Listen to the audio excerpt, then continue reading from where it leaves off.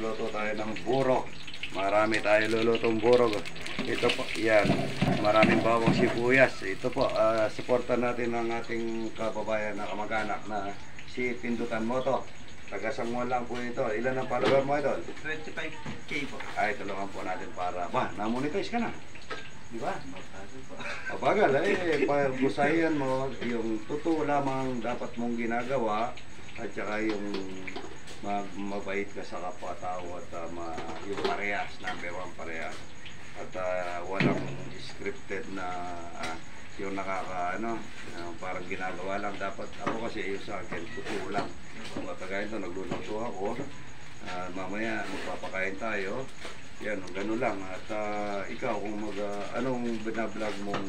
Yung ano po, yung mga pagkain na kala nila hindi kinakain, pero sinusubukan ko kayo.